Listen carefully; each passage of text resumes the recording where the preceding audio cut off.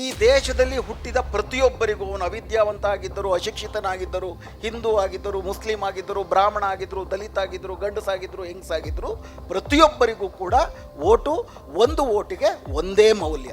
ಈ ದೇಶದ ನಾಗರಿಕರು ಯಾರು? ಒಂದು ದೇಶದ ನಾಗರಿಕತ್ವ ಬೇರೆ ಬೇರೆ ದೇಶಗಳಲ್ಲಿ ಬೇರೆ ಬೇರೆ ಆಧಾರದಲ್ಲಿ ತೀರ್ಮಾನ ಆಗುತ್ತೆ. ಕೆಲವು ಪ್ರಗತಿಪರ ದೇಶಗಳು ಮಾತ್ರ ಈ ದೇಶದಲ್ಲಿ ಹುಟ್ಟಿದ ಪ್ರತಿಯೊಬ್ಬರು ಈ ದೇಶದ ನಾಗರಿಕರೇ ಅಂತಾರೆ. ಪ್ರತಿಯೊಬ್ಬರನ್ನು ಅರ್ಹರನ್ನು ಚುನಾವಣಾ ಮತದಾರರ ಪಟ್ಟಿಗೆ ಸೇರಿಸಿಕೊಳ್ಳುವ ಜವಾಬ್ದಾರಿ ಚುನಾವಣಾ ಆಯೋಗದ್ದು, ಮತದಾರರದ್ದಲ್ಲ.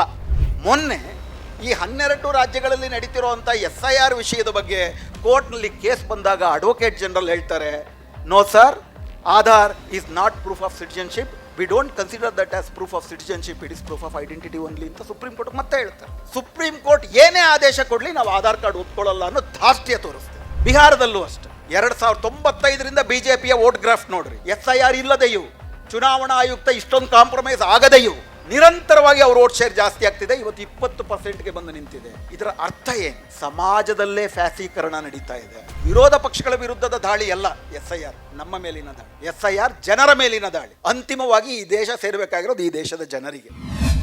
SIR ಏನು ಅಂತ ಅರ್ಥ ಮಾಡ್ಕೋಬೇಕು ಅಂತಂದರೆ, ಮೊದಲನೇದಾಗಿ ನಮ್ಮ ಸಂವಿಧಾನವನ್ನು ಅರ್ಥ ಮಾಡ್ಕೋಬೇಕು.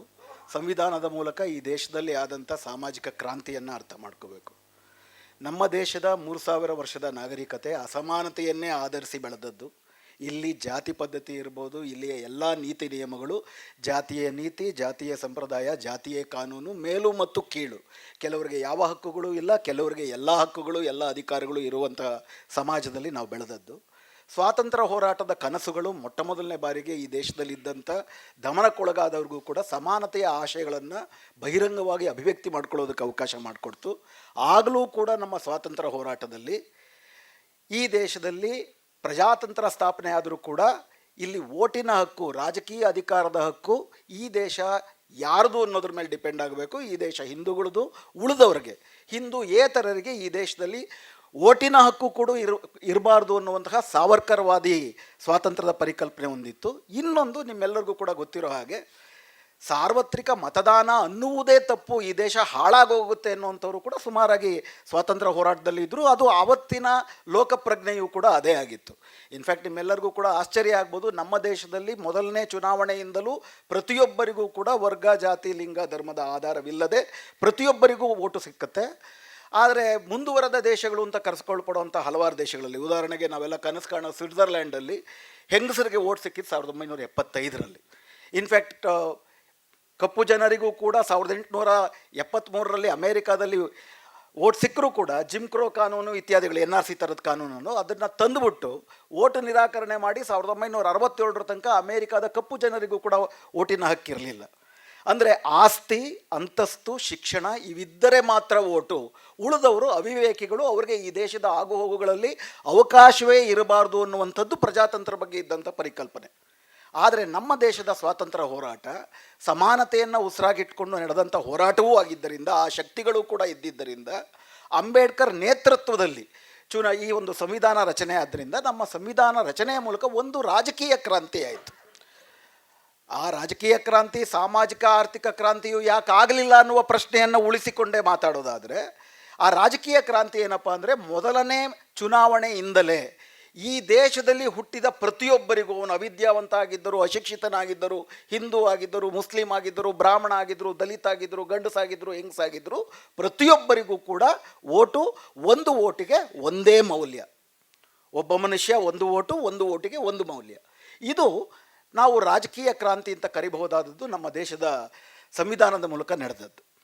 ಇದರ ಅರ್ಥ ಏನಪ್ಪ ಅಂತಂದರೆ, ಇನ್ನು ಮುಂದೆ ಅಂಬೇಡ್ಕರ್ ಇದನ್ನು ಇನ್ನೂ ಚೆನ್ನಾಗಿ ಹೇಳ್ತಾರೆ, ರಾಜಸತ್ತೆನಲ್ಲಿ ರಾಜ ರಾಣಿಯ ಹೊಟ್ಟೆಯಲ್ಲಿ ಹುಟ್ಟುತ್ತಿದ್ದ, ಆದರೆ ಪ್ರಜಾಸತ್ತೆನಲ್ಲಿ ನಮ್ಮನ್ನು ಆಳುವವರು ಮತಪೆಟ್ಟಿಗೆನಲ್ಲಿ ಹುಟ್ಟಬೇಕು, ನಮ್ಮೆಲ್ಲರ ಅಭಿಮತದೊಂದಿಗೆ ಹುಟ್ಟಬೇಕು. ಆಳುವ ಸರ್ಕಾರ ವಿಲ್ ಆಫ್ ದ ಪೀಪಲ್ನ ಪ್ರತಿನಿಧಿಸಬೇಕು. ವಿಲ್ ಆಫ್ ದ ಪೀಪಲ್ನ ಪ್ರತಿನಿಧಿಸಬೇಕು ಅಂತಂದರೆ ತಾವು ಇಷ್ಟಪಟ್ಟವ್ರನ್ನ ಆಯ್ಕೆ ಮಾಡಿಕೊಳ್ಳುವ ಹಕ್ಕಿರಬೇಕು. ಹೀಗಾಗಿ ಪ್ರತಿಯೊಬ್ಬರಿಗೂ ಕೂಡ ಓಟಿನ ಹಕ್ಕು, ಓಟು ಮಾಡುವ ಅನುಕೂಲ, ಅದಕ್ಕೆ ಬೇಕಾಗಿರುವ ಸೌಲಭ್ಯ ಹಾಗೂ ಎಲ್ಲರಿಗೂ ಕೂಡ ಲೆವೆಲ್ ಪ್ಲೇಯಿಂಗ್ ಫೀಲ್ಡ್, ಇವಿಷ್ಟನ್ನು ಕಲ್ಪಿಸಿಕೊಟ್ಟರೆ ಮಾತ್ರ ಪ್ರಜಾತಂತ್ರದಲ್ಲಿ ಜನರ ವಿಲ್ ಒಂದು ಪ್ರಕ್ರಿಯೆಯಲ್ಲಿ ಬರುವುದಕ್ಕೆ ಸಾಧ್ಯ ಆಗುತ್ತೆ ಅನ್ನೋದು ಸ್ವಾತಂತ್ರ್ಯದ ಸಂವಿಧಾನದ ಪರಿಕಲ್ಪನೆ ಆಗಿತ್ತು. ಆರ್ಟಿಕಲ್ 324 ಇತ್ಯಾದಿಗಳೆಲ್ಲವೂ ಅದರ ಭಾಗವಾಗಿಯೇ ನಮ್ಮ ಸಂವಿಧಾನದಲ್ಲಿ ಸೇರಿಸಲ್ಪಡ್ತು. 1950ರಲ್ಲೇ ರೆಪ್ರೆಸೆಂಟೇಷನ್ ಆಫ್ ಪೀಪಲ್ಸ್ ಆ್ಯಕ್ಟ್ ಅಂತ ಒಂದು ಮಾಡಿದ್ರು.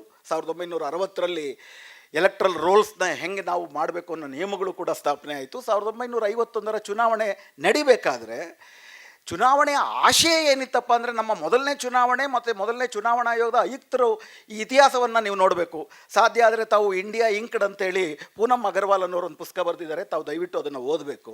ಇನ್ಫ್ಯಾಕ್ಟ್ ಮೊದಲನೇ ಚುನಾವಣೆ ನಡೆದದ್ದು 1951ರ ಅಕ್ಟೋಬರಿಂದ 1952ರ ಫೆಬ್ರವರಿ ತನಕ ನಡೆಯುತ್ತೆ. 66 ಹಂತಗಳಲ್ಲಿ ನಡೆಯುತ್ತೆ. ಗುಡ್ಡಗಾಡು, ಅನಕ್ಷರಸ್ಥರೇ ಜಾಸ್ತಿ ಇರುವುದು, ಇಂಥ ಕಡೆ ಪ್ರತಿಯೊಬ್ಬರಿಗೂ ವೋಟ್ ಹೆಂಗೆ ಕೊಡಬೇಕು ಅಂತಾದಾಗ ಜಗತ್ತಿನಲ್ಲೇ ಇಲ್ಲದಿರುವಂಥ ಒಂದು ಹೊಸ ಆವಿಷ್ಕಾರ ಮಾಡ್ತಾರೆ. ಸುಕುಮಾರ್ ಸೇನ್ ಅಂತೇಳಿ ಆಗ ಪ್ರಥಮ ಚುನಾವಣಾ ಆಯುಕ್ತರು. ಸಿಂಬಲ್ ಅಂತ ಬೇರೆ ದೇಶಗಳಲ್ಲಿ ಇರಲಿಲ್ಲ. ಅನಕ್ಷರಸ್ಥರು ತಮ್ಮ ವೋಟನ್ನ ಹೆಸರು ಓದಕ್ಕಾಗೋದಿಲ್ವಲ್ಲ, ಆದರೆ ಅನಕ್ಷರಸ್ಥರು ವೋಟ್ ಕೂಡ ಬೇಕೇ ಬೇಕಲ್ಲ. ಹೀಗಾಗಿ ಚುನಾವಣಾ ಚಿಹ್ನೆಗಳು, ಸಂಕೇತಗಳು ಅಂತ ಅಂದ್ಬಿಟ್ಟು ಅದೇ ಎಲ್ಲ ಸಾಮಾನ್ಯ ಜನರ ಬಳಕೆಯಲ್ಲಿರೋದು. ಎತ್ತು, ದನ, ಕೃಷಿ, ಕುಡುಗೋಲು, ಲ್ಯಾಂಟ್ರನ್ನು, ಕಂದೀಲು ಇತ್ಯಾದಿಗಳನ್ನು ಬಳಸ್ಕೊಂಡು ಉದ್ದೇಶ ಏನಪ್ಪ ಅಂತಂದರೆ, ಸಾಧ್ಯವಾದಷ್ಟು ಎಲ್ಲರನ್ನೂ ಕೂಡ ಚುನಾವಣಾ ಪ್ರಕ್ರಿಯೆಯಲ್ಲಿ ಒಳಗೊಳ್ಳುವುದು. ಇದು ತುಂಬ ಮುಖ್ಯವಾಗಿ ಚುನಾವಣಾ ಆಯೋಗದ ಕರ್ತವ್ಯವಾಗಿತ್ತು. ಯಾಕಂದರೆ ನಮ್ಮ ದೇಶದ ಪ್ರಜಾತಂತ್ರ ಸಾರಭೂತವಾಗುವುದೇ ಆವಾಗ. ಪ್ರತಿಯೊಬ್ಬರಿಗೂ ಕೂಡ ಚುನಾವಣೆಯಲ್ಲಿ ಸರಿಸಮಾನವಾಗಿ ತಮ್ಮ ಅಭಿಮತವನ್ನು ಚಲಾಯಿಸುವುದಕ್ಕೆ ಅವಕಾಶವನ್ನು ಮಾಡಿಕೊಟ್ಟಾಗ. ಹೀಗಾಗಿ 1950ರಿಂದಲೂ ಚುನಾವಣಾ ಆಯೋಗದ ಪ್ರಥಮ ಧ್ಯೇಯ ಏನು? ಅರ್ಹರಿರುವ ಪ್ರತಿಯೊಬ್ಬರಿಗೂ ಮತದಾನದ ಅವಕಾಶವನ್ನು ಕಲ್ಪಿಸಿಕೊಡುವುದು, ಅನರ್ಹರನ್ನು ಮಾತ್ರ ತೆಗೆದುಹಾಕುವಂಥದ್ದು. ಹೀಗಾಗಿ 1960ರಲ್ಲಿ ಇದು ಹೆಂಗಾಗಬೇಕು, ಚುನಾವಣೆ ಹೆಂಗಾಗಬೇಕಂದ್ರೆ ಯಾರು ಮತದಾರರು ಅನ್ನೋದು ಮೊದಲು ನಿರ್ಧಾರ ಆಗಬೇಕಲ್ಲ. ಮತದಾರರು ಯಾರು ಈ ದೇಶದಲ್ಲಿ? ಈ ದೇಶದ ಎಲ್ಲ ನಾಗರಿಕರು ಕೂಡ ಮತದಾರರು. ಈ ದೇಶದ ನಾಗರಿಕರು ಯಾರು? ಒಂದು ದೇಶದ ನಾಗರಿಕತ್ವ ಬೇರೆ ಬೇರೆ ದೇಶಗಳಲ್ಲಿ ಬೇರೆ ಬೇರೆ ಆಧಾರದಲ್ಲಿ ತೀರ್ಮಾನ ಆಗುತ್ತೆ. ಕೆಲವು ದೇಶಗಳು ಒಂದು ಧರ್ಮಕ್ಕೆ ಸೀಮಿತವಾದವರು, ಒಂದು ಜನಾಂಗಕ್ಕೆ ಸೀಮಿತರಾದವರು ಮಾತ್ರ ನಾಗರಿಕರು ಅಂತಾರೆ. ಕೆಲವು ಪ್ರಗತಿಪರ ದೇಶಗಳು ಮಾತ್ರ ಈ ದೇಶದಲ್ಲಿ ಹುಟ್ಟಿದ ಪ್ರತಿಯೊಬ್ಬರೂ ಈ ದೇಶದ ನಾಗರಿಕರೇ ಅಂತಾರೆ. ನಮ್ಮ ದೇಶ ಆಯ್ಕೆ ಮಾಡಿಕೊಂಡದ್ದು ಎರಡನೇದು. ನೀವು ಯಾವುದೇ ಜಾತಿ, ಧರ್ಮ, ಭಾಷೆಯದವರಾಗಿದ್ದರೂ, ಪ್ರದೇಶದವರಾಗಿದ್ದರೂ ಕೂಡ ಈ ದೇಶದಲ್ಲಿ ಹುಟ್ಟಿದ ಕಾರಣಕ್ಕೆ ನೀವೆಲ್ಲರೂ ನಾಗರಿಕರು, ನಿಮ್ಮೆಲ್ಲರಿಗೂ ಕೂಡ ಮತದಾನದ ಹಕ್ಕು. ಹೀಗಾಗಿ ಚುನಾವಣಾ ಆಯೋಗ ಏನು ಮಾಡ್ತಿತ್ತು, ಅದ್ರಿಗಿದ್ದಂಥ ಕಾನ್ಸ್ಟಿಟ್ಯೂಷನಲ್ ಮ್ಯಾಂಡೇಟ್ ಏನಪ್ಪ ಅಂತಂದರೆ, ಪ್ರತಿಯೊಂದು ಮನೆ ಮನೆಗೂ ಹೋಗಿ 18 ವರ್ಷ ದಾಟಿದ ಮತ್ತು ಆ ಪ್ರದೇಶದಲ್ಲಿ ನಿರಂತರವಾಗಿ ವಾಸಿಸುತ್ತಿದ್ದ, ಪ್ರಧಾನವಾಗಿ ವಯಸ್ಸು ಮತ್ತು ವಸತಿ ಇವೆರಡನ್ನು ಪರಿಶೀಲಿಸಿ ಅವರನ್ನು ಮತಪಟ್ಟಿಗೆಯಲ್ಲಿ ಸೇರಿಸಿಕೊಳ್ಳುವುದು ಚುನಾವಣಾ ಆಯೋಗದ ಪ್ರಥಮ ಕರ್ತವ್ಯ ಆಗಿತ್ತು. ಇದಲ್ದಿರ ಫಾರಂ 6, ಫಾರಂ 7 ಇತ್ಯಾದಿಗಳು ಚುನಾವಣಾ ಆಯೋಗದ ಇದರಲ್ಲಿರ್ತವೆ. ಯಾರಾದರೂ 18 ವರ್ಷ ತುಂಬಿದಾಗ ಹೋಗ್ಬಿಟ್ಟು ನಾನು ಹೊಸ ಅಪ್ಲಿಕೆಂಟ್ ಅಂತೇಳಿ ನೀವು ಭರ್ತಿ ಮಾಡ್ಕೋಬೋದು. ಸತ್ತರೆ ಅದನ್ನು ತೆಗೆದುಹಾಕುವಂಥದ್ದು ಇವುಗಳು ಮಾತ್ರ. ಅಂದರೆ ಪ್ರಧಾನವಾಗಿ ಚುನಾವಣಾ ಆಯೋಗ ಮನೆಗಳಿಗೆ ಬಂದು ಮತಪಟ್ಟಿಯನ್ನು ಸಿದ್ಧ ಮಾಡಬೇಕಾದ್ರೆ ಪ್ರಧಾನವಾಗಿ ಈ ದೇಶದ ನಾಗರಿಕರಾದ ಎಲ್ಲರಿಗೂ ಸಿಗಬೇಕು. ಇದನ್ನು ಮಾಡುವುದಕ್ಕೆ ಮತಪಟ್ಟಿಯನ್ನು ಕಾಲಕಾಲಕ್ಕೆ 18 ವರ್ಷ ತುಂಬುತ್ತಲ್ಲ, ಕೆಲವರು ಸತ್ತೋಗ್ತಾರೆ, ಕೆಲವರು 18 ವರ್ಷ ಹೊಸದಾಗಿ ತುಂಬ್ತಾರೆ, ಕೆಲವರು ಜಾಗನೇ ಬದಲಾಯಿಸಿರ್ತಾರೆ. ಹೀಗಾಗಿ ಮತಪಟ್ಟಿಯ ಪರಿಷ್ಕರಣೆ ಅಗತ್ಯ ಬೀಳುತ್ತೆ. ಈ ಮತಪಟ್ಟಿಯ ಪರಿಷ್ಕರಣೆಗೂ ಕೂಡ 1960ರ ಮತಪಟ್ಟಿ ಪರಿಷ್ಕರಣಾ ನಿಯಮಗಳ ಅನುಸಾರವಾಗಿ ಪ್ರಧಾನವಾಗಿ 4 ಬಗೆಯ ಪರಿಷ್ಕರಣೆಯನ್ನು ಮಾಡ್ತಾರೆ. ಮೊದಲನೇದು ಇಂಟೆನ್ಸಿವ್ ರಿವಿಷನ್, ಅಂದರೆ ತೀವ್ರವಾದಂಥ ಪರಿಷ್ಕರಣೆ. ಚುನಾವಣಾ ಆಯೋಗದಿಂದ ನೇಮಿಸಲ್ಪಟ್ಟಂಥ ಅಧಿಕಾರಿಗಳು ಪ್ರತಿಯೊಂದು ಮನೆಗಳಿಗೆ ಹೋಗಿ, ನಿಮ್ಮ ಮನೆಯಲ್ಲಿ 18 ವರ್ಷ ತುಂಬಿದವರು ಎಷ್ಟು ಜನ ಇದ್ದಾರೆ, ಅವರಿನ್ನೂ ಓಟ್ಗೆ ಸೇರ್ಕೊಂಡಿಲ್ವಾ, ಯಾರಾದರೂ ತೀರ್ಕೊಂಡಿದ್ದಾರಾ, ಮತ್ತು ನೀವು ಹೊಸದಾಗಿ ಇಲ್ಲಿಗೆ ಬಂದವರ, ಬೇರೆ ಕಡೆನೂ ಕೂಡ ನೀವು ಹೋಗ್ಬಿಟ್ಟು ಓಟ್ ಹಾಕ್ತಾ ಇದ್ದೀರಾ, ಇವುಗಳನ್ನು ಮಾತ್ರ ಕೇಳ್ತಾರೆ. ಈಗಾಗಲೇ ನೀವು ಓಟ್ ಹಾಕಿದರೆ ಮತ್ತೆ ನಿಮ್ಮ ನಾಗರಿಕತ್ವ ಸಾಬೀತು ಮಾಡಿ ಅಂತಂದ್ಬಿಟ್ಟು ಕೇಳುವ ಅಧಿಕಾರವೇ ಅವರಿಗಿಲ್ಲ. ಇದು ಇಂಟೆನ್ಸಿವ್ ರಿವಿಷನ್.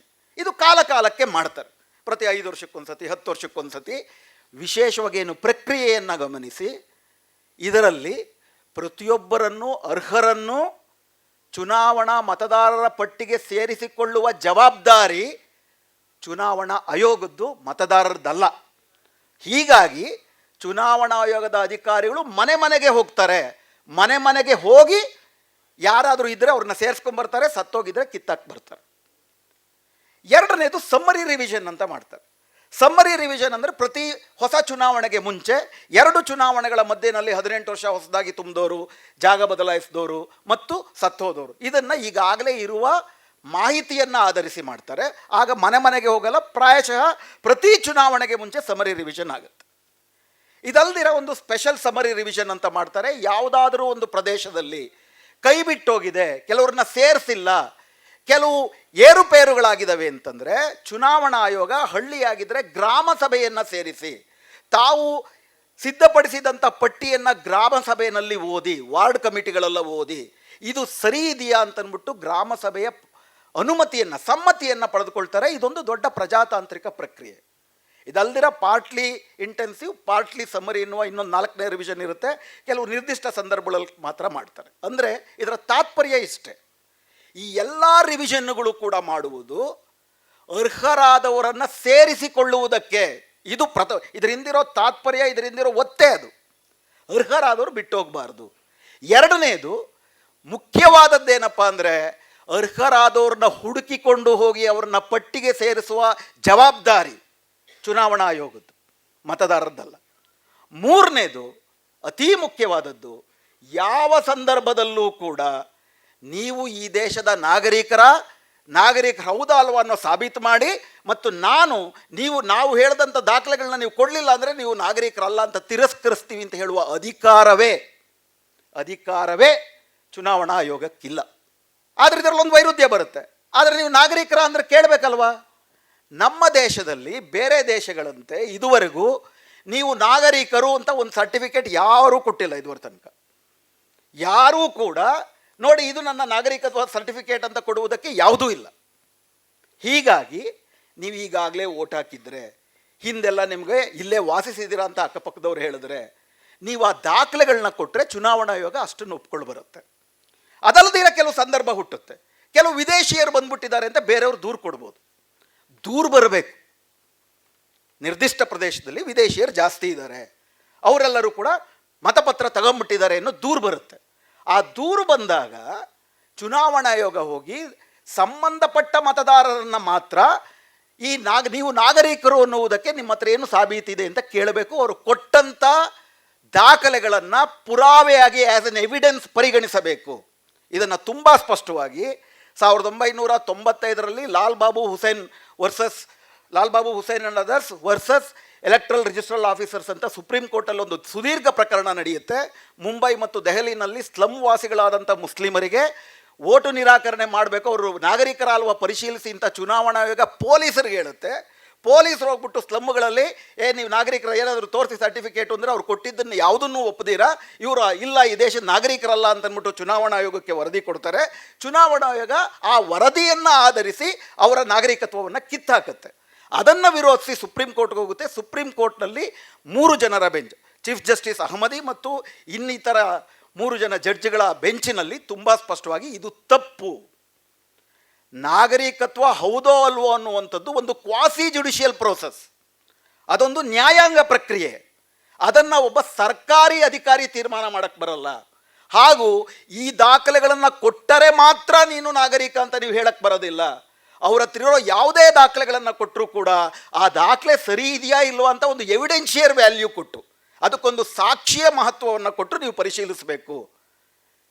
ಈ 3 ಮಹತ್ವದ ವಿಷಯಗಳನ್ನು 3 ಜಡ್ಜ್ ಬೆಂಚ್, 3 ಸದಸ್ಯ ಪೀಠ ತೀರ್ಮಾನ ಮಾಡಿದೆ. ಇದಿಷ್ಟು ಇದುವರೆ ತನಕ ನಡ್ಕೊಂಡು ಬಂದದ್ದು. ಆದರೆ ಈಗ ಇದ್ದಕ್ಕಿದ್ದಾಗೆ 2025 ಜೂನ್ 24ನೇ ತಾರೀಕು ದಿಢೀರನೆ ಮೇಲೆದ್ಬಿಟ್ಟು ಚುನಾವಣಾ ಆಯೋಗ ಬಿಹಾರದಲ್ಲಿ ಸ್ಪೆಷಲ್ ಇಂಟೆನ್ಸಿವ್ ರಿವಿಷನ್ ನಾವು ಮಾಡ್ತೀವಿ, ವಿಶೇಷ ತೀವ್ರ ಪರಿಷ್ಕರಣೆಯನ್ನು ಮಾಡ್ತೀವಿ ಅಂತ ಘೋಷಣೆ ಮಾಡಿದ್ರು. ನಾನು ವಿವರಗಳಿಗೆ ಹೋಗಲ್ಲ, ಸುಮಾರಷ್ಟು ಅದರಲ್ಲಿ ವಿವರಗಳಿದ್ದಾವೆ. SIRಗೂ ಇದುವರೆ ತನಕ ಬಂದಂಥ ಚುನಾವಣಾ ಪ್ರಕ್ರಿಯೆಗೂ ಏನು ವ್ಯತ್ಯಾಸ ಇದೆ ಅನ್ನೋದನ್ನು ಮಾತ್ರ ನಿಮ್ಮ ಮುಂದೆ ಇಡ್ತೇನೆ. ಈ ಸ್ಪೆಷಲ್ ಇಂಟೆನ್ಸಿವ್ ರಿವಿಷನ್ನಲ್ಲಿ ಈಗ ಅದು ಬಿಹಾರದಲ್ಲಿ ಆಗಿ ಮುಗಿದಿದೆ, 12 ರಾಜ್ಯಗಳಲ್ಲಿ ಶುರುವಾಗಿದೆ. ಫೆಬ್ರವರಿನಲ್ಲಿ 12 ರಾಜ್ಯಗಳಲ್ಲಿ ಮುಗಿದಾದ ಮೇಲೆ ಪ್ರಾಯಶಃ ಸೆನ್ಸಸ್ಗೆ ಮುಂಚೆ ಉಳಿದೆಲ್ಲ ರಾಜ್ಯಗಳಲ್ಲೂ ಆಗುತ್ತೆ, ಕರ್ನಾಟಕದಲ್ಲೂ ಆಗುತ್ತೆ ಬಹುಶಃ ಫೆಬ್ರವರಿಯ ನಂತರ. ಅದರಲ್ಲಿ ಏನು ಮಾಡುತ್ತೆ, ಮೊದಲನೇ ವ್ಯತ್ಯಾಸ ಗುರುತಿಸ್ಕೊಳ್ಳಿ. ಮೊದಲನೇದು, ನಾನು ಮತದಾರ ಅಂಥೇಳಿ ನಾನು ಹೋಗಿ ಚುನಾವಣಾ ಆಯೋಗದ ಮುಂದೆ ನಾನು ಅಪ್ಲಿಕೇಶನ್ ಹಾಕುವಂಥದ್ದಿರಲಿಲ್ಲ. ಅಪ್ಲಿಕೇಶನ್ ನೀವು ಹಾಕಲಿಲ್ಲ ಅಂತಂದರೆ ನೀವು ಮತದಾರ ಅಲ್ಲ ಅಂತ ಹೇಳುವಂತಹ ಅಧಿಕಾರವೇ ಚುನಾವಣಾ ಆಯೋಗಕ್ಕಿರಲಿಲ್ಲ. ಸ್ಪೆಷಲ್ ಇಂಟೆನ್ಸಿವ್ ರಿವಿಷನ್ನಲ್ಲಿ ಮೊದಲನೇದು ಸ್ಪೆಷಲ್ ಇಂಟೆನ್ಸಿವ್ ರಿವಿಷನ್ ಅನ್ನುವಂತಹ ಒಂದು ಪ್ರಕ್ರಿಯೆ 1950 ರೆಪ್ರೆಸೆಂಟೇಷನ್ ಆಫ್ ಪೀಪಲ್ಸ್ ಆ್ಯಕ್ಟಲ್ಲೂ ಇಲ್ಲ, 1960 ಎಲೆಕ್ಟ್ರಲ್ ರಿಜಿಸ್ಟರ್ ನಿಯಮಗಳಲ್ಲೂ ಕೂಡ ಇಲ್ಲ. ಇದು ಇವರು ಇದ್ದಕ್ಕಿದ್ದಾಗೆ ಹುಡುಕಿದ್ದು. ಅವ್ರು 2003ರಲ್ಲೇ ಮಾಡ್ತಿದ್ದೀವಿ ಅಂತಾರೆ. 2003ರಲ್ಲಿ intensive special revision of intensive nature ಅಂತಿದೆಯೇ ಹೊರತು SIR ಅನ್ನೋ ಪದ ಇಲ್ಲ. ಇದು ಆ ರೀತಿಯೇ ಸಂವಿಧಾನ ಬಾಹಿರವಾದದ್ದು. ಎರಡನೇದು ಇವ್ರು ಏನು ಮಾಡ್ತಾರೆ, ಪ್ರತಿ ಮನೆಗಳಿಗೆ ಬಂದು 2 ಫಾರಮ್ ಕೊಡ್ತಾರೆ. ದಯವಿಟ್ಟು ಗಮನಿಸ್ಕೊಟ್ಟು ಕೇಳಿ. ಆ 2 ಫಾರ್ಮ್ಗಳಲ್ಲಿ ನೀವು ಅದರಲ್ಲಿ ಕೆಲವು ಪ್ರಶ್ನೆಗಳಿರುತ್ತೆ. ನಿಮ್ಮ ಹೆಸರು, ನಿಮ್ಮ ಅಪ್ಪ ಅಮ್ಮನ ಹೆಸರು, ನಿಮ್ಮ ಜಾತಿ ಇತ್ಯಾದಿಗಳೆಲ್ಲವೂ, ಧರ್ಮ ಎಲ್ಲವೂ ಇರುತ್ತೆ. ಆ 2 ಫಾರಮ್ನ ಕೂಡ ನೀವು ಭರ್ತಿ ಮಾಡಿ ಸಮಯದ ಒಳಗಾಗಿ 1 ತಿಂಗಳ ಅವಧಿ ಇದ್ದರೆ 1 ತಿಂಗಳ ಅವಧಿ ಒಳಗಡೆ ನೀವು ವಾಪಸ್ ಚೀಫ್ ಎಲೆಕ್ಷನ್ ಕಮಿಷನರ್ಗೆ ಅಥವಾ ಅವರ ಕಚೇರಿಗಳಿಗೆ ಕೊಡಬೇಕು. ನೀವು ಅಪ್ಲಿಕೇಶನ್ನ ಸಮಯ ಅವಧಿ ಒಳಗಡೆ ಕೊಡಲಿಲ್ಲ ಅಂತಂದರೆ ನೀವು ವೋಟರ್ ಅಲ್ಲ. ಇದುವರೆ ತನಕ ಇದಿರಲಿಲ್ಲ. ಇದು ಮೊದಲನೇದು. ಅವಧಿ ಒಳಗಡೆ ನಾವೇ ಅಪ್ಲಿಕೇಶನ್ ತುಂಬಿಕೊಂಡು ಹೋಗಿ ಕೊಡಬೇಕು. ಅದು ನಮ್ಮ ಜವಾಬ್ದಾರಿ. ಈಗ ಚುನಾವಣಾ ಆಯೋಗದ ಜವಾಬ್ದಾರಿ ಅಲ್ಲ. ಅಂದರೆ ಜವಾಬ್ದಾರಿಯನ್ನು ತಲೆ ಕೆಳಗಾಗಿ ಮಾಡೋದು. ಇದು ಮೊದಲನೇದು. ಎರಡನೇದು, ಇದುವರೆ ತನಕ ಚುನಾವಣಾ ಆಯೋಗ ಕೇಳ್ತಿದ್ದಿದ್ದು ನಿಮ್ಮ ವಯಸ್ಸು ಮತ್ತು ನಿಮ್ಮ ವಸತಿ, ಇವೆರಡಕ್ಕೆ ಮಾತ್ರ ಅವರು ದಾಖಲೆಗಳನ್ನು ಕೇಳ್ತಿದ್ರು. 18 ವರ್ಷ ತುಂಬಿದೆಯಾ ಮತ್ತು ordinary resident of the area, ಸಾಮಾನ್ಯವಾಗಿ ಇದೇ ಇದರಲ್ಲಿ ವರ್ಷಗಳಿಂದ ನೀನು ವಾಸ ಮಾಡ್ತಿದ್ದೀಯಾ. ಈಗ ಅಷ್ಟು ಮಾತ್ರ ಅಲ್ಲ, ಇದು ತುಂಬ ತುಂಬ ಮುಖ್ಯವಾದದ್ದು. ಇದರಲ್ಲಿ ಏನು ಹೇಳ್ತಿದ್ದಾರೆ, 2003ರಲ್ಲಿ ನಾವೊಂದು ಸ್ಪೆಷಲ್ ಇಂಟೆನ್ಸಿವ್ ರಿವಿಷನ್ ಮಾಡಿದ್ವಿ, ಮಾಡಿಲ್ಲ, ಸುಳ್ಳದು. 2003ರಲ್ಲಿ ಸ್ಪೆಷಲ್ ಇಂಟೆನ್ಸಿವ್ ರಿವಿಷನ್ ಮಾಡಿದಾಗ ಏನು ಮತಪಟ್ಟಿನಲ್ಲಿ ಹೆಸರಿದೆ ಅವರು ಓಕೆ, ಅವರು 2003ರ ಇಂಟೆನ್ಸಿವ್ ರಿವಿಷನ್ ಪಟ್ಟಿನಲ್ಲಿ ನಮ್ಮ ಹೆಸರಿದೆ ಅಂತ ಒಂದು ಡಾಕ್ಯುಮೆಂಟ್ ಅವರು ತೋರಿಸ್ಬೇಕು. ಈ 2 ಫಾರಮ್ ಕೊಡ್ತಾರಲ್ಲ, 2 ಫಾರಮ್ ಭರ್ತಿ ಮಾಡಿ 2003ಕ್ಕೆ ಮುಂಚೆ ನಿಮ್ದೇನಾದರೂ ಪಟ್ಟಿನಲ್ಲಿ ಹೆಸರಿದ್ರೆ ಅದನ್ನು ಫಾರಮ್ ಒಂದು ಫೈಲ್ ಮಾಡಿ ಅವ್ರಿಗೆ ಕೊಡಬೇಕು. ಅದನ್ನು ಅವರು ಒಪ್ಕೋತಾರೆ. 2003ರ ನಂತರ 18 ವರ್ಷ ತುಂಬಿದವರು ಅಥವಾ ಆಗ ಹೊಸದಾಗಿ ರಿಜಿಸ್ಟರ್ ಮಾಡಿಕೊಂಡವರು ಇದರಲ್ಲಿ 3 ಭಾಗಗಳನ್ನು ಮಾಡ್ತಾರೆ. ಮೊದಲನೇದಾಗಿ ಇಡೀ ಮತದಾರರನ್ನು 2 ಭಾಗ ಮಾಡಿಬಿಟ್ರು. 2003ಕ್ಕೆ ಮುಂಚೆ, 2003ರ ನಂತರ 2 ಭಾಗ ಆಗೋಯ್ತು. 2003ರ ನಂತರದಲ್ಲಿ ಇನ್ನೂ 3 ಭಾಗ ಮಾಡಿದ್ರು. 2003ರ ನಂತರ ಮತದಾನ ಮಾಡೋಕ್ಕೆ ಶುರು ಮಾಡಿದವರು 1987ರ ಡಿಸೆಂಬರ್ ಜೂನ್ 15ಕ್ಕೆ ಮುಂಚೆ ಹುಟ್ಟಿದ್ರೆ ನೀವು ನಿಮ್ಮ ಜನನ ಮರಣ ಪತ್ರವನ್ನು ಕೊಡಬೇಕು. ನಿಮ್ಮದು ಜನನ ಮರಣ ಪತ್ರ ಕೊಡಬೇಕು. ಅಥವಾ ಬಿಹಾರದ ಉದಾಹರಣೆ ಹೇಳುವುದಾದರೆ ಅವರು 11 ದಾಖಲೆಗಳ ಪಟ್ಟಿಯನ್ನು ಕೊಟ್ಟಿದ್ದಾರೆ. ಆ 11 ದಾಖಲೆಗಳಲ್ಲಿ 1 ದಾಖಲೆಗಳನ್ನು ನೀವು ಕೊಡಬೇಕು. ನೀವು 87ಕ್ಕೆ ಮುಂಚೆ ಹುಟ್ಟಿದ್ದೀರಾ ಅಂತ ಸಾಬೀತು ಮಾಡಬೇಕು. ಈ 11 ಇದನ್ನ ಹೇಳ್ತೀನಿ ಏನೇನು ದಾಖಲೆಗಳು, ಅದರಲ್ಲಿರೋ ಸಮಸ್ಯೆ ಏನು ಅಂತೇಳಿ. 1987ರ ನಂತರ 2004ರ ಒಳಗಡೆ ಈ ಅವಧಿನಲ್ಲಿ ಹುಟ್ಟಿರುವಂಥವ್ರು, ಒಂದು, ನಾನು ಈ ಅವಧಿನಲ್ಲಿ ಇಲ್ಲೇ ಹುಟ್ಟಿದ್ದೀನಿ, ನಮ್ಮ ಅಪ್ಪ ಅಮ್ಮಂದರಲ್ಲಿ ಒಬ್ಬರು ಈ ದೇಶದವರ ನಿವಾಸಿಗಳು, ಭಾರತೀಯರು ಅಂತ ಸಾಬೀತು ಮಾಡಬೇಕು. ಸಾಬೀತು ಮಾಡಬೇಕು ಅಂದರೆ ಎಲೆಕ್ಷನ್ ಕಮಿಷನ್ಗೆ ಸಮಾಧಾನ ತರುವಂತಹ ಸರ್ಟಿಫಿಕೇಟ್ಗಳು ಕೊಟ್ಟು ಸಾಬೀತು ಮಾಡಬೇಕು. ನಿಮ್ಮ ಹತ್ರ ಇರೋದು ಕೊಟ್ಟರೆ ನಡೆಯೋದಿಲ್ಲ. 2004ರ ನಂತರ ಹುಟ್ಟಿದವರು ತಾನು ಈ ದೇಶದಲ್ಲೇ ಹುಟ್ಟಿದ್ದೀನಿ ಹಾಗೂ ತನ್ನ ಅಪ್ಪ ಅಮ್ಮಂದರು ಇಬ್ಬರೂ ಕೂಡ ಭಾರತೀಯರು ಅಂತ ಸಾಬೀತು ಮಾಡೋದಕ್ಕೆ ಸರ್ಟಿಫಿಕೇಟ್ ಕೊಡಬೇಕು. ಏನೇನು ಸರ್ಟಿಫಿಕೇಟ್ನ ಒಪ್ಕೋತಾರೆ? ಸಾಮಾನ್ಯವಾಗಿ ಜನರ ಹತ್ರ ಇರೋದು, ಬಿಹಾರದಲ್ಲಾಗಿರೋದು ನಿಮಗೆ ಗೊತ್ತಿದೆ, ರೇಷನ್ ಕಾರ್ಡ್ ಇರುತ್ತೆ, ವೋಟರ್ ಕಾರ್ಡ್ ಇರುತ್ತೆ, ಸರ್ಕಾರವೇ ಕೊಟ್ಟಿರುವಂಥ ಆಧಾರ್ ಕಾರ್ಡ್ ಇರುತ್ತೆ, ನರೇಗಾದಲ್ಲಿ ಕೆಲಸ ಮಾಡೋರಾದರೆ ನರೇಗಾ ಕಾರ್ಡ್ ಇರುತ್ತೆ. ಇಷ್ಟು ಬಿಟ್ಟರೆ ಈ ಯಾವ ಕಾರ್ಡುಗಳು ಕೂಡ, ಆಧಾರ್ ಕಾರ್ಡ್ ವಿಷಯಕ್ಕೆ ನಾನು ಆಮೇಲೆ ಬರ್ತೀನಿ, ಪ್ರಾರಂಭದಲ್ಲಿ ಈ ಯಾವ ದಾಖಲೆಗಳನ್ನು ಕೂಡ, ಅಂದರೆ ಈ ದೇಶದ 140 ಕೋಟಿ ಜನರಲ್ಲಿ 120 ಕೋಟಿ ಜನರ ಹತ್ರ ಇರಬಹುದಾದಂಥ ಯಾವ ದಾಖಲೆಗಳನ್ನು ಕೂಡ ಚುನಾವಣಾ ಆಯೋಗ ನಾವು ಒಪ್ಕೊಳ್ಳಲ್ಲ ಅಂದರು. ಅವರು ಪಟ್ಟಿ ಮಾಡಿರುವಂಥ 11 ದಾಖಲೆಗಳಲ್ಲಿ ಜನನ ಮರಣ ಸಾಬೀತು ಮಾಡುವ ದಾಖಲೆ, ಇದರಲ್ಲೊಂದು ಸಮಸ್ಯೆ ಇದೆ. ಬಹುಶಃ ನನ್ನ ವಯೋಮಾನದವರು ಅಥವಾ ನನ್ನ ನಂತರ ವಯೋಮಾನದವರು ಯಾರ ಹತ್ರನೂ ಕೂಡ ಬರ್ತ್ ಸರ್ಟಿಫಿಕೇಟ್ ಇಲ್ಲ. ನನ್ನ ಹತ್ರ ಇಲ್ಲ. ಬರ್ತ್ ಸರ್ಟಿಫಿಕೇಟ್ ಎಷ್ಟು ಜನರ ಹತ್ರ ಇದೆ ಇಲ್ಲಿ? ಕೈ ಎತ್ತಿ ನೋಡುವ. ಇಲ್ಲ. ಬರೀ ಬರ್ತ್ ಸರ್ಟಿಫಿಕೇಟ್ ಇದ್ರೆ ಸಾಲಲ್ಲ. ನಾನು ಶಿವಸುಂದರ್ ಅನ್ನೋನು, ನಾನು ಹುಟ್ಟಿದಾಗ ನನಗೇನು ಹೆಸರಿರೋದಿಲ್ವಲ್ಲ, ಒಂದು ಮಗು, ಗಂಡು ಮಗು ಹುಟ್ಟಿತು ನಮ್ಮ ಅಪ್ಪ ಅಮ್ಮಂಗೆ. ನಮ್ಮ ಅಪ್ಪ ಅಮ್ಮ ಗ್ರಾಮ ಪಂಚಾಯತಿ ವಾರ್ಡ್ ಆಫೀಸ್ಗೆ ಹೋಗ್ಬಿಟ್ಟು 6 ತಿಂಗಳಿಂದ ಒಂದು ಮಗು ಹುಡ್ತಲ್ಲ, ಆ ಮಗು ಹೆಸರು ಶಿವಸುಂದರ್ ಅಂತ ಹೇಳ್ಬೇಕು ಅವರು. ಆ ಥರದ್ದೊಂದು ಸರ್ಟಿಫಿಕೇಟ್ ಇರಬೇಕು, ಬರೀ ಬರ್ತ್ ಸರ್ಟಿಫಿಕೇಟು ಸಾಲಲ್ಲ. ನೆಕ್ಸ್ಟು ಅದಿಲ್ಲ ಅಂದರೆ ಮೆಟ್ರಿಕ್ಯುಲೇಷನ್ ಸರ್ಟಿಫಿಕೇಟ್ ಇರಬೇಕು, ಡಿಗ್ರಿ ಸರ್ಟಿಫಿಕೇಟ್ ಇರಬೇಕು. ಅದೂ ಇಲ್ಲ ಅಂದರೆ ನಿಮ್ಮ ಹತ್ರ ಆಸ್ತಿ, ನಿಮ್ಮ ಹೆಸರಿನಲ್ಲಿರೋ ಆಸ್ತಿ ಸರ್ಟಿಫಿಕೇಟ್ ಇರಬೇಕು. ಅದೂ ಇಲ್ಲ ಅಂದರೆ ನಿಮ್ಮ ಹತ್ರ ಪಾಸ್ಪೋರ್ಟ್ ಇರಬೇಕು. ಸಾರಾಂಶದಲ್ಲಿ ಏನು ಹೇಳ್ತಿದ್ದಾರೆ, ಶಿಕ್ಷಣ, ಸಂಪತ್ತು, ಜ್ಞಾನ ಇವುಗಳು ಇದ್ದವರು ಸಹಜ ಭಾರತೀಯರು, ಇವುಗಳಿಲ್ಲದವರು ಅನುಮಾನಾಸ್ಪದ ಭಾರತೀಯರು. ಯಾವುದನ್ನು 1950 ನಮ್ಮ ಸಂವಿಧಾನ ನಿರಾಕರಿಸಿ, ಶಿಕ್ಷಣ ಇಲ್ಲದವರಿಗೆ, ಆಸ್ತಿ ಇಲ್ಲದವರಿಗೆ ಮತದಾನ ನಿರಾಕರಣೆ ಅಂತನ್ಬಿಟ್ಟು ಏನು ಆಗಿನ ಜ್ಞಾನ ಇತ್ತು, ಅದನ್ನು ನಿರಾಕರಿಸಿ ಎಲ್ಲರಿಗೂ ಕೂಡ ಮತದಾನ ಅಂತನ್ಬಿಟ್ಟು ಏನು ನಮ್ಮ ಸಂವಿಧಾನ ಕೊಡ್ತು, ಅದನ್ನು ಈ ಸರ್ಕಾರ ಹೊಸ ನಿಯಮಗಳನ್ನು 11 ಸರ್ಟಿಫಿಕೇಟ್ನ ಕಡ್ಡಾಯ ಮಾಡಿ ಶಿಕ್ಷಣ, ಆಸ್ತಿ, ಸಂಪತ್ತು ಇದ್ದವ್ರಿಗೆ ಮಾತ್ರ ಮತದಾನ, ಅವ್ರು ಮಾತ್ರ ಮತದಾರರು ಅಂತ ಮಾಡುತ್ತೆ. ಆಧಾರ್ ಕಾರ್ಡ್ನಾದರೂ ಮಾಡಿ ಅಂತ ಒಂದು ಶುರುವಾಯಿತು ಬಿಹಾರ್ನಲ್ಲಿ. ಸುಪ್ರೀಂ ಕೋರ್ಟಲ್ಲಿ 2025 ಆಗಸ್ಟಿಂದ ಸೆಪ್ಟೆಂಬರ್ 8 ತನಕ ಸತತವಾಗಿ ವಾದ ಮಾಡಿ ಸುಪ್ರೀಂ ಕೋರ್ಟು ಸತತವಾಗಿ 4 ಆದೇಶಗಳನ್ನು ಕೊಟ್ಟರೂ ಕೂಡ ಬಿಹಾರದ SIR ಅಲ್ಲಿ ಆಧಾರ್ ಕಾರ್ಡ್ ಒಪ್ಕೊಳ್ಳೋಕೆ ರೆಡಿ ಇರಲಿಲ್ಲ. ಇದರ ನಡುವೆ ಸೆಪ್ಟೆಂಬರ್ 1ನೇ ತಾರೀಕು ಪಟ್ಟಿ ರಿಲೀಸ್ ಆಗುತ್ತೆ, ಡ್ರಾಫ್ಟ್ ಮತದಾರರ ಪಟ್ಟಿ. 65 ಲಕ್ಷ ಜನ ಡಿಲೀಟ್ ಆಗಿರ್ತಾರೆ. ಆಧಾರ್ ಕಾರ್ಡ್ನ ಒಪ್ಕೊಳ್ಳಿ ಅಂತ ಹೇಳಿದ್ರೆ ಆಧಾರ್ ಅನ್ನೋದು ಬರೀ ಐಡೆಂಟಿಟಿ ಹೇಳುತ್ತೆ ಹೊರತು ನಿಮ್ಮ ಸಿಟಿಜನ್ಶಿಪ್ಗೆ ಗ್ಯಾರಂಟಿ ಅಲ್ಲ ಅಂತ ಹೇಳ್ತಾರೆ. ಸುಪ್ರೀಂ ಕೋರ್ಟ್ ಮುಂದೆನೂ ಇದನ್ನೇ ವಾದ ಮಾಡ್ತಾರೆ.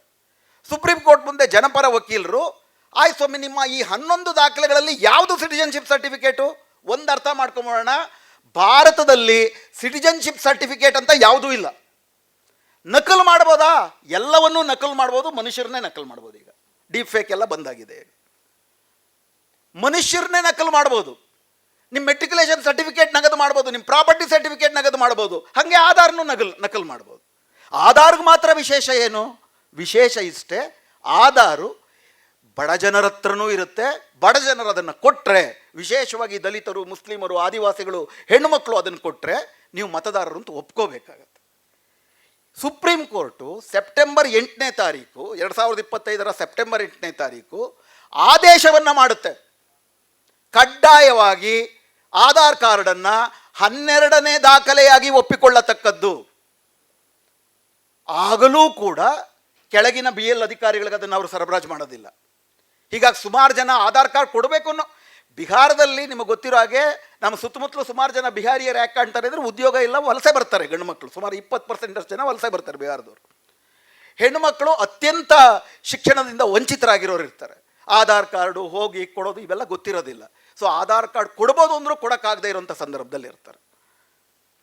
ಅಂದರೆ ಇವತ್ತೇನು ಮಾಡ್ತಾರೆ, 4 ದಿವಸದ ಕೆಳಗಡೆ ಆಧಾರ್ ಕಾರ್ಡ್ನ ಕಡ್ಡಾಯವಾಗಿ 12ನೇ ದಾಖಲೆಯಾಗಿ ಬಳಸಬೇಕು ಅಂತ ಸುಪ್ರೀಂ ಕೋರ್ಟು ಸೆಪ್ಟೆಂಬರ್ 8ಕ್ಕೆ ಲಿಖಿತ ಆದೇಶ ಕೊಟ್ಟರು. ಮೊನ್ನೆ ಈ 12 ರಾಜ್ಯಗಳಲ್ಲಿ ನಡೀತಿರೋವಂಥ SIR ವಿಷಯದ ಬಗ್ಗೆ ಕೋರ್ಟ್ನಲ್ಲಿ ಕೇಸ್ ಬಂದಾಗ ಅಡ್ವೊಕೇಟ್ ಜನರಲ್ ಹೇಳ್ತಾರೆ, no sir, Aadhaar is not proof of citizenship, we don't consider that as proof of citizenship, it is proof of identity only ಅಂತ ಸುಪ್ರೀಂ ಕೋರ್ಟ್ ಮತ್ತೆ ಹೇಳ್ತಾರೆ. ಸುಪ್ರೀಂ ಕೋರ್ಟ್ ಏನೇ ಆದೇಶ ಕೊಡಲಿ ನಾವು ಆಧಾರ್ ಕಾರ್ಡ್ ಒಪ್ಕೊಳ್ಳಲ್ಲ ಅನ್ನೋ ಧಾರ್ಷ್ಟ್ಯ ತೋರಿಸ್ತಿದ್ದಾರೆ. ಇದೇ ಮುಂದುವರಿಯುತ್ತೆ. ಹೆಸರಿಗಿದೆ 12ನೇ ಕಾರ್ಡು, ಅದನ್ನು ಬಳಸ್ಕೋತಾರೋ ಬಿಡ್ತಾರೋ ಅನ್ನುವಂಥದ್ದು ಆಯಾ ಅಧಿಕಾರಿಯ ವರ್ಗ, ಜಾತಿ, ರಾಜಕೀಯ ಹಿನ್ನೆಲೆ ಮೇಲೆ ಹೋಗುತ್ತೆ. ಪರಿಣಾಮ ಏನಾಗುತ್ತೆ? ಪರಿಣಾಮ ನಾವು ನೋಡಿದ್ವಿ. ಇದರಲ್ಲಿ ಎಲ್ಲಕ್ಕಿಂತ ಮುಖ್ಯವಾದದ್ದೇನು, SIRಗಿಂತ ಮುಂಚೆ ಇದ್ದಂಥ ಪ್ರಕ್ರಿಯೆಗಳಲ್ಲಿ ನಾನು ಆಗಲೇ ಹೇಳಿದಾಗೆ ನಮ್ಮ ಹತ್ರ ಇರೋ ದಾಖಲೆನ ಅವ್ರು ಒಪ್ಕೋಬೇಕು. ವಯಸ್ಸು ಮತ್ತು ವಸತಿ ಇವೆರಡು ಬಿಟ್ಟರೆ ಕೇಳಬಾರ್ದು. ಈಗ ನಾಗರಿಕತ್ವ ಕೇಳ್ತಾರೆ, ನಾಗರಿಕತ್ವ ಪರಿಶೀಲನೆ ಮಾಡುವ ಅಧಿಕಾರ ಇರುವುದು ಹೋಮ್ ಡಿಪಾರ್ಟ್ಮೆಂಟ್ಗೆ. ಅದಕ್ಕೊಂದು ಸೂತ್ರ ಇಲ್ಲ, ಅದೊಂದು ಕ್ವಾಸಿ ಜುಡಿಷಿಯಲ್ ಪ್ರೋಸೆಸ್. ಒಬ್ಬ ಅಧಿಕಾರಿ ಅದರ ಬಗ್ಗೆ ತೀರ್ಮಾನ ಮಾಡಬಾರ್ದು, ನ್ಯಾಯಾಂಗ ಪ್ರಕ್ರಿಯೆಗೆ ಅದು ಒಳಪಡಬೇಕು. ಏನಾದರೂ ದೂರು ಪ್ರಿನ್ಸಿಪಲ್ಸ್ ಆಫ್ ನ್ಯಾಚುರಲ್ ಜಸ್ಟಿಸ್ನ ಅಪ್ಲೈ ಮಾಡಬೇಕು. ಇವರೇನು ಮಾಡ್ತಿದ್ದಾರೆ, ಬಹಳ ಯಶಸ್ವಿಯಾಗಿ ಇದೊಂದು 3ನೇ ಹಂತ. ಚುನಾವಣಾ ಆಯೋಗ ಮೋದಿ ಸರ್ಕಾರದ ಕಾಲಘಟ್ಟದಲ್ಲಿ ಸಾಧ್ಯವಾದಷ್ಟು ಈ ದೇಶದ ಅಲ್ಪಸಂಖ್ಯಾತರನ್ನು, ಆದಿವಾಸಿಗಳನ್ನು, ಮಹಿಳೆಯರನ್ನು, ಬಡವರನ್ನ ಮತದಾನದ ಹಕ್ಕಿನಿಂದ ವಂಚಿತರನ್ನಾಗಿ ಮಾಡುವುದಕ್ಕೆ ಸಕಲ ಪ್ರಯತ್ನಗಳನ್ನು ಮಾಡ್ತಾ ಇದೆ. ಸರ್ಕಾರದ ಮಟ್ಟದಲ್ಲಿ NRC NPR ಅಂತ ಏನು ನಡೀತು 2019ರಲ್ಲಿ, ಮತ್ತು ಅದರಲ್ಲಿ ಮುಖ್ಯವಾದಂಥದ್ದು 2014ರಲ್ಲಿ ಅದರ ಕಾಯ್ದೆ ಪಾಸಾದರೂ ಕೂಡ 2014 ತನಕ UPA ಸರ್ಕಾರ ಇದ್ರೂ ಅದನ್ನು ತೆಗೆದಾಕಲಿಲ್ಲ ಅನ್ನೋದು ಇನ್ನೊಂದು ವಿಷಯ. ಇದ್ರ ಸುತ್ತ NPR NRC ಪ್ರಕ್ರಿಯೆಯಲ್ಲಿ ಅವರು ಮಾಡಬೇಕು ಅಂತಿದ್ದೇನೆ. ನೀವು ಈ ಸರ್ಟಿಫಿಕೇಟ್ಗಳನ್ನು ಕೊಡಲಿಲ್ಲ ಅಂತಂದರೆ ನೀವು ನಾಗರಿಕರೇ ಅಲ್ಲ, ನಾಗರಿಕರಲ್ಲ ಅಂದರೆ ಓಟೆ ಹಾಕೋಕ್ಕಾಗಲ್ಲ ಅಂಥೇಳಿ ದೊಡ್ಡ ಹೋರಾಟ ನಡೀತು. ಇಡೀ ಭಾರತ ದೊಡ್ಡ ರೀತಿಯಲ್ಲಿ ಸ್ವಾತಂತ್ರ್ಯ ಹೋರಾಟದ ರೀತಿ ಬೀದಿಗೆ ಬಂತು. ಇದು ಅಪಾಯ ಅಂತ ಹಿಂದೆ ಸರಿದ್ರು. ಈಗ ಮತ್ತೆ ಸೆನ್ಸಸ್ ಬರ್ತಿದೆ 2026ಕ್ಕೆ. 2026ರ ಸೆನ್ಸಸ್ ಜೊತೆ ಮತ್ತೆ ಇವರು NPR ಕ್ವಶನ್ಗಳನ್ನ ಇಟ್ಟರೆ ಮತ್ತೆ ಬೀದಿಗೆ ಬರ್ತಾರೆ ಜನ.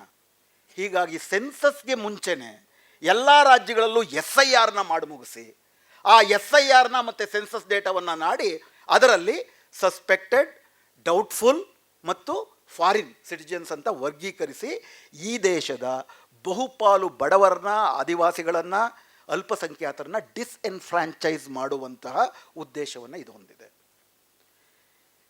ಸಾವಿರಾರು ವರ್ಷಗಳ ಕಾಲ ನಾವು ಡಿಸ್ಎನ್ಫ್ರಾಂಚೈಸ್ ಆಗಿದ್ವಿ. ನಮಗೆ ಎನ್ಫ್ರಾಂಚೈಸ್ಮೆಂಟ್, ನಮಗೆ ಓಟಿನ ಹಕ್ಕನ್ನು ಕೊಟ್ಟು ನಮ್ಮನ್ನು ನಾಗರಿಕರು ಅಂತ ಪರಿಗಣಿಸಿದ್ದು ಸಂವಿಧಾನ. ಇವತ್ತು ಮೋದಿ ಸರ್ಕಾರ ಮತ್ತೆ ಸ್ವಾತಂತ್ರ್ಯ ಪೂರ್ವದ ಕಾಲಘಟ್ಟಕ್ಕೆ ನಮ್ಮನ್ನು ತಳ್ಳುತ್ತಾ ಇದೆ. ನಿಮಗೆ ಗೊತ್ತಿರೋ ಹಾಗೆ ಇದರ ಪ್ರಧಾನ ಲಾಭ ಆಗುವುದು ಏನು ಮಾಡ್ತಾರೆ, ನಾವು ಅದಕ್ಕೆ ಪರಿಶುದ್ಧೀಕರಣ ಅಂತಾರೆ, ಕ್ಲೀನ್ ಮಾಡ್ತಿದ್ದೀವಿ. ಈ ಕ್ಲೀನ್ ಅನ್ನೋ ಪದಕ್ಕೆ ತುಂಬ ಕೆಟ್ಟ ಅರ್ಥ ಬರುತ್ತೆ. ಪ್ಯಾಲೆಸ್ತೈನ್ ಕಾಂಟೆಕ್ಸ್ಟಲ್ಲಿ ನಾವು ಕೇಳಿದ್ರೆ ಕ್ಲಿನ್ಸಿಂಗ್ ಅಂತಾರೆ, ಅವರು ಎತ್ನಿಕ್ ಕ್ಲಿನ್ಸಿಂಗ್. ಇಡೀ ನಮ್ಮ ಇಸ್ರೇಲ್ ಅನ್ನುವ ಭೂಭಾಗದಲ್ಲಿ ಈ ಅರಬ್ ಅನ್ನುವಂತಹ ಕಲ್ಮಶ ಬಂದು ಸೇರ್ಕೊಂಡ್ಬಿಟ್ಟಿದೆ. ಅದನ್ನು ಶುದ್ಧೀಕರಿಸ್ತೀವಿ, ಜನಾಂಗೀಯವಾಗಿ ಶುದ್ಧೀಕರಿಸ್ತೀವಿ, ಅವ್ರನ್ನ ಹೊರಗಾಕ್ಬಿಡ್ತೀವಿ, ಎತ್ನಿಕ್ ಕ್ಲಿನ್ಸಿಂಗ್ ಅಂತ. ಭಾರತದಲ್ಲಿ ಇದು ಎಲೆಕ್ಟ್ರಲ್ ಕ್ಲಿನ್ಸಿಂಗ್ ಮಾಡ್ತಿದ್ದಾರೆ. ಚುನಾವಣೆಗಳ ಮೂಲಕ ಪಟ್ಟಿನಲ್ಲಿ ಈ ವರ್ಗಗಳನ್ನು ಕ್ಲೀನ್ ಮಾಡಿಬಿಡೋದು, ಅವ್ರಿಗೆ ನಾಗರಿಕ ಹಕ್ಕುಗಳನ್ನು ಕಸಿಯುವಂಥದ್ದು. ನಿಮಗೆ ಗೊತ್ತಿರೋ ಹಾಗೆ ಅವರಿಗೆ ಬೇಕಾದವರು ಮಾತ್ರ ಆಗ ಓಟುದಾರರಾಗ್ತಾರೆ. ಅವರು ಓಟುದಾರರಾದಾಗ ಅವ್ರಿಗೆ ಬೇಕಾದವ್ರನ್ನ ಅವ್ರು ಆಯ್ಕೆ ಮಾಡ್ಕೋತಾರೆ. ಇನ್ನೊಂದು 2 ನಿಮಿಷದಲ್ಲಿ ಮುಗಿಸ್ತೀನಿ ಸರ್, 2 ನಿಮಿಷ.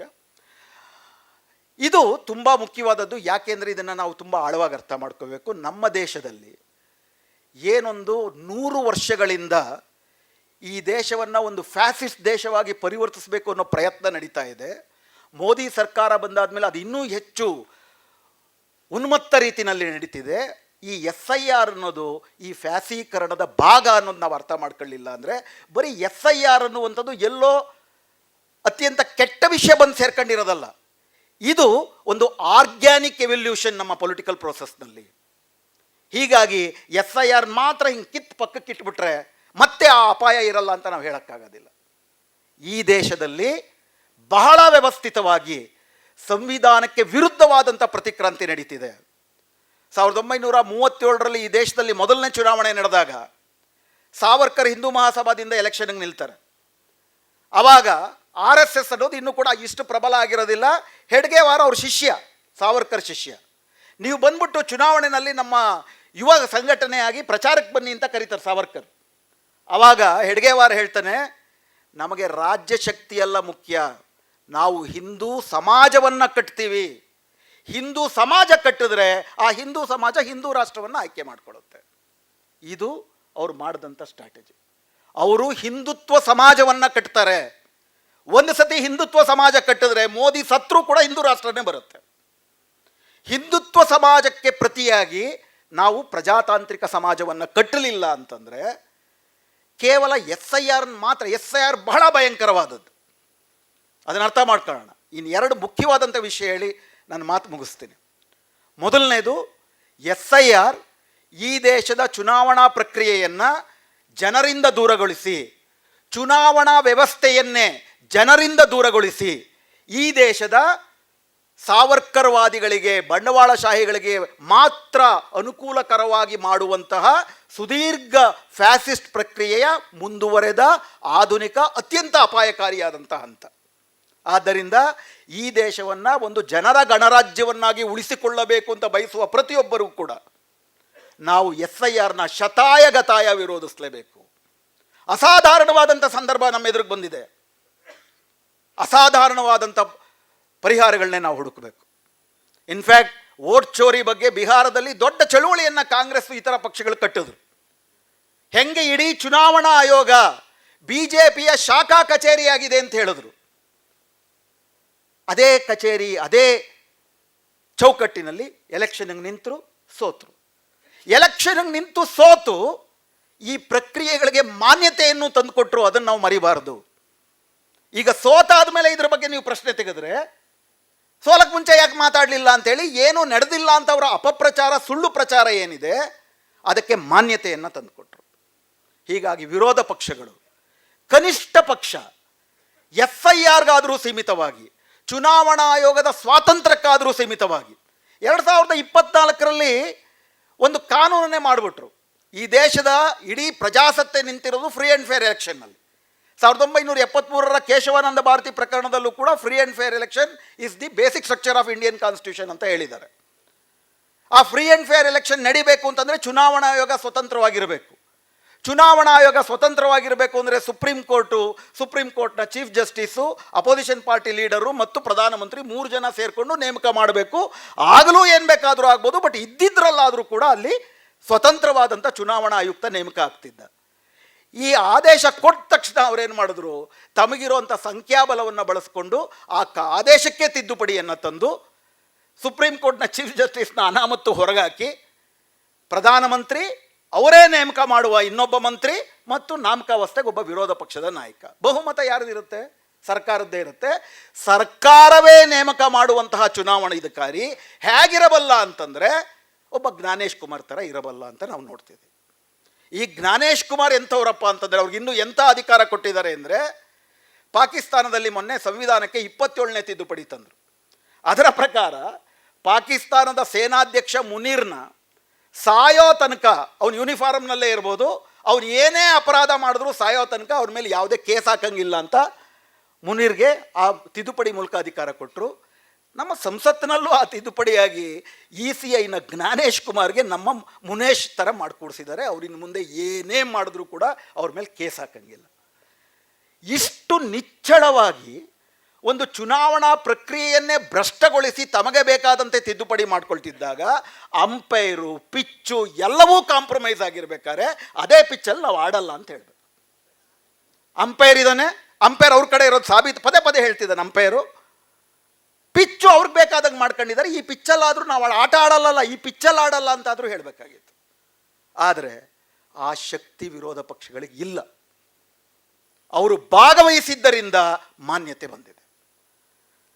ಎರಡನೇ ಪ್ರಶ್ನೆ, SIRನ ತೆಗೆದುಹಾಕಿದ ತಕ್ಷಣ, ಅಂದರೆ ಅದೇನೋ ಹೊರಗಿನಿಂದ ಬಂದು ಸೇರ್ಕೊಂಡಿದೆ, ಅದನ್ನು ತೆಗೆದುಹಾಕ್ಬಿಟ್ರೆ ನಮ್ಮ ದೇಶಕ್ಕೆ ಬಂದಿರೋ ಫ್ಯಾಸಿಸ್ಟ್ ಅಪಾಯ ತೀರುತ್ತಾ ಅಂದರೆ ಬೇರೊಂದು ರೂಪದಲ್ಲಿ ಬಂದೇ ಬರುತ್ತೆ.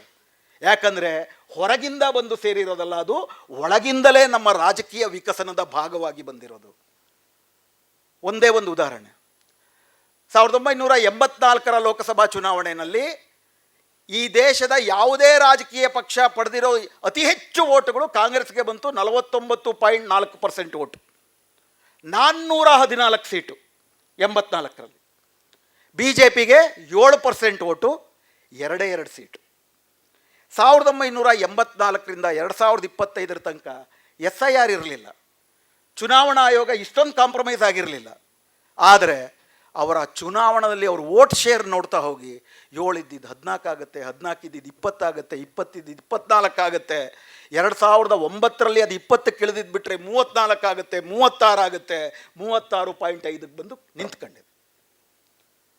ಕರ್ನಾಟಕದಲ್ಲಿ 1984ರಲ್ಲಿ 4% BJPಗೆ, 89ರಲ್ಲಿ 7% ಆಗುತ್ತೆ, 11 ಆಗುತ್ತೆ, 14 ಆಗುತ್ತೆ, 33 ಆಗುತ್ತೆ, ಸೋತ್ರೂ ಕೂಡ 36 ಆಗಿದೆ. SIR ಇರಲಿಲ್ಲ, ಚುನಾವಣಾ ಆಯುಕ್ತ ಇಷ್ಟು ಕಾಂಪ್ರಮೈಸ್ ಆಗಿರಲಿಲ್ಲ. ನಮ್ಮ ಜನ ಬಿಹಾರದಲ್ಲೂ ಅಷ್ಟೇ, 2095ರಿಂದ BJPಯ ವೋಟ್ ಗ್ರಾಫ್ ನೋಡ್ರಿ, SIR ಇಲ್ಲದೆಯೂ ಚುನಾವಣಾ ಆಯುಕ್ತ ಇಷ್ಟೊಂದು ಕಾಂಪ್ರಮೈಸ್ ಆಗದೆಯೂ ನಿರಂತರವಾಗಿ ಅವ್ರ ವೋಟ್ ಶೇರ್ ಜಾಸ್ತಿ ಆಗ್ತಿದೆ. ಇವತ್ತು 20%ಗೆ ಬಂದು ನಿಂತಿದೆ. ಇದರ ಅರ್ಥ ಏನು? ಇದರ ಅರ್ಥ ಸಮಾಜದಲ್ಲೇ ಫ್ಯಾಸೀಕರಣ ನಡೀತಾ ಇದೆ. ಈ ಫ್ಯಾಸೀಕರಣದ ಮೂಲಕ ಅವ್ರಿಗೆ ಸಂಖ್ಯಾಬಲ ಬರ್ತಾ ಇದೆ. ಆ ಸಂಖ್ಯಾಬಲವನ್ನು ಬಳಸಿಕೊಂಡು ಅವ್ರು ಏನು ಬೇಕಾದರೂ ತಿದ್ದುಪಡಿಯನ್ನು ತರ್ತಿದ್ದಾರೆ. ಎಲ್ಲಿಯ ತನಕ ಅವ್ರಿಗೆ, ಯಾಕಂದರೆ ಅವ್ರು ಏನೇ ಮಾಡಿದ್ರು ಕೂಡ ಹೇಳೋದೇನಪ್ಪ ಅಂತಂದರೆ, ನಮಗೆ ಜನರು ಓಟ್ ಕೊಟ್ಟಿದ್ದಾರೆ ಕಣ್ರಿ, ಜನ ಓಟ್ ಕೊಟ್ಟಿರೋದೇ ನಾವು ಇದನ್ನು ಮಾಡೋಕ್ಕೆ ಅಂತಾರೆ. ಜನ ಓಟ್ ಕೊಟ್ಟಿರೋದು ಸುಳ್ಳ? SIR ಅಲ್ಲಿ ಒಂದು 30-40 ಲಕ್ಷ ಜನ ಓಟ್ ಕೊಟ್ಟಿದ್ದಾರೆ, ಇದು ಇನ್ನೂ ಮುಂದೆ ಜಾಸ್ತಿ ಆಗುತ್ತೆ. ಆದ್ದರಿಂದ SIRನ ವಿರೋಧಿಸಲೇಬೇಕು. ಬಟ್ SIR ಇಲ್ಲದಿದ್ದಾಗಲೂ ಕೂಡ ನಿರಂತರವಾಗಿ ಸಮಾಜದಲ್ಲಿ ಅವರು ತಮ್ಮ ದ್ವೇಷ ರಾಜಕಾರಣವನ್ನು ಬಿತ್ತುತ್ತಾ ಇದ್ದಾರೆ, ಹಿಂದುತ್ವ ಸಮಾಜವನ್ನು ಕಟ್ತಿದ್ದಾರೆ. ಆ ಹಿಂದುತ್ವ ಸಮಾಜಕ್ಕೆ ಪ್ರತಿಯಾಗಿ ನಮ್ಮೆಲ್ಲ ಚಳುವಳಿಗಳು ಗಟ್ಟಿಯಾದಂಥ ಪ್ರಜಾತಾಂತ್ರಿಕ ಸಮಾಜವನ್ನು ಕಟ್ಟಲಿಲ್ಲ ಅಂತಂದರೆ ವಿರೋಧ ಪಕ್ಷಗಳಿಗೂ ಕೂಡ ನಾವು ಓಟಲ್ಲಿ ಭಾಗವಹಿಸಲ್ಲ ಅನ್ನೋ ಶಕ್ತಿ ಬರೋದಿಲ್ಲ. ಆದ್ದರಿಂದ ಈ SIR ವಿರೋಧಿ ಹೋರಾಟ ವಿಸ್ತೃತವಾದಂಥ ಫ್ಯಾಸಿಸ್ಟ್ ವಿರೋಧಿ ಹೋರಾಟದ ಭಾಗವೇ ಆಗಬೇಕು. ಫ್ಯಾಸಿಸಮ್ ಅಂತಂದರೆ ಅದೊಂದು ವಾಕ್ಯ ಅಲ್ಲ, ಅದೊಂದು ಪದ ಅಲ್ಲ.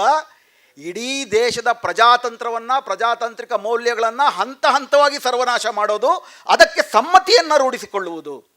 ಈ 36% ಜನ ಯಾರು? ಇವರೆಲ್ಲ ನಮ್ಮವರೇ.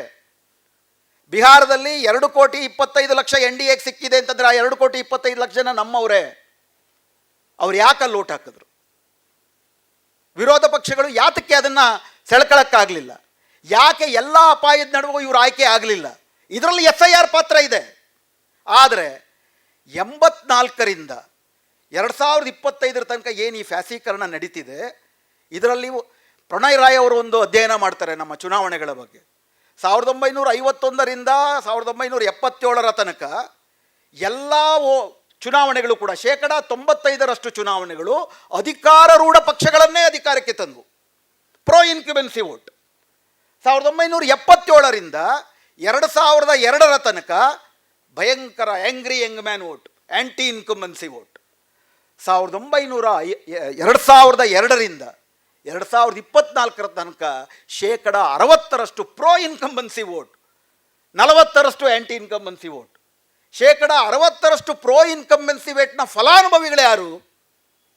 2002ರಲ್ಲಿ ಈ ದೇಶ ಕಂಡ ಘನಘೋರವಾದಂಥ ಗುಜರಾತ್ ಹತ್ಯಾಕಾಂಡ ನಡೆದ ಮೇಲೂ ಕೂಡ 1995 ಚುನಾವಣೆಗಿಂತ 5% ವೋಟ್ ಜಾಸ್ತಿ ಸಿಗುತ್ತೆ ಗುಜರಾತ್ಗೆ, ನರೇಂದ್ರ ಮೋದಿಗೆ. SIR ಇಲ್ಲದೆ ಕಾಂಗ್ರೆಸ್ ಸರ್ಕಾರ ಇದ್ದಾಗ, ಚುನಾವಣಾ ಆಯುಕ್ತರು ಸರಿ ಇದ್ದಾಗ. ಅಂದರೆ ಪ್ರೋ ಇನ್ಕಂಬೆನ್ಸಿ ವೋಟಲ್ಲಿ ಹಿಂದುತ್ವದ ಪಾತ್ರ, ನಮ್ಮದೇ ಜನರನ್ನು ಮತಗಳ್ಳತನ ನಡೀತಾ ಇದೆ. ಅಷ್ಟೇ ಪ್ರಮುಖವಾಗಿ ಮತಿಗಳ್ಳತನವೂ ನಡೀತಿದೆ. ಮತಿಗಳ್ಳತನ ಅಲ್ಲ, ಮತಿ ದರೋಡೆಯೇ ನಡೀತಾ ಇದೆ. ಎರಡಕ್ಕೂ ಪೂರಕವಾದಂಥ ಔಷಧಿಗಳನ್ನು ಚಳುವಳಿಗಳೇ ಕಟ್ಟಬೇಕು. ಚುನಾವಣಾ ಪ್ರಜಾತಂತ್ರ ನಿಜಕ್ಕೂ ಕೂಡ ಈ ಫ್ಯಾಸಿಸ್ಟ್ ದಾಳಿಯನ್ನು ತಡೆಗಟ್ಟೋದ್ರಲ್ಲಿ ಜನರ ಸಾಧನವಾಗಿ ಉಳಿದಿದೆಯಾ? ಈ ಬಹುಮುಖ್ಯ ಪ್ರಶ್ನೆಯನ್ನು ಕೂಡ ನಮ್ಮ ಮುಂದೆ ಇಟ್ಟು ಈ SIRನ ಶತಾಯಗತಾಯ ವಿರೋಧ ಪಕ್ಷಗಳು ಮಾಡದೇ ಇರಲಿ. ಗಲ್ಲಿ ಗಲ್ಲಿಗೆ, ಬೀದಿ ಬೀದಿಗಳಿಗೆ. ಯಾಕಂದರೆ ಇದು ವಿರೋಧ ಪಕ್ಷಗಳ ವಿರುದ್ಧದ ದಾಳಿ ಅಲ್ಲ. SIR ನಮ್ಮ ಮೇಲಿನ ದಾಳಿ, SIR ಜನರ ಮೇಲಿನ ದಾಳಿ. ಅಂತಿಮವಾಗಿ ಈ ದೇಶ ಸೇರಬೇಕಾಗಿರೋದು ಈ ದೇಶದ ಜನರಿಗೆ. ಸೊ ನಾವೆಲ್ಲರೂ ಒಟ್ಟುಗೂಡಿ SIR ವಿರುದ್ಧ, ಅದರ ಭಾಗವಾಗಿಯೇ ಫ್ಯಾಸೀಕರಣದ ವಿರುದ್ಧ ಈ ದೇಶದ ಗಣರಾಜ್ಯವನ್ನು, ಪ್ರಜಾತಾಂತ್ರಿಕ ಗಣರಾಜ್ಯವನ್ನು ಉಳಿಸಿಕೊಳ್ಳೋಣ ಅಂತ ಹೇಳ್ತಾ ನಾನು ಮಾತು ಮುಗಿಸ್ತೇನೆ. ಮತ್ತಷ್ಟು ವಿಶೇಷ ವಿಡಿಯೋಗಳನ್ನು ನೋಡಲು ಮತ್ತು ಹೊಸ ವಿಡಿಯೋಗಳ ಬಗ್ಗೆ ತಿಳಿಯಲು ಈ ದಿನ .com ಯೂಟ್ಯೂಬ್ ಚಾನೆಲ್ ಸಬ್ಸ್ಕ್ರೈಬ್ ಮಾಡಿ ಮತ್ತು ಬೆಲ್ ಐಕಾನ್ ಕ್ಲಿಕ್ ಮಾಡಿ.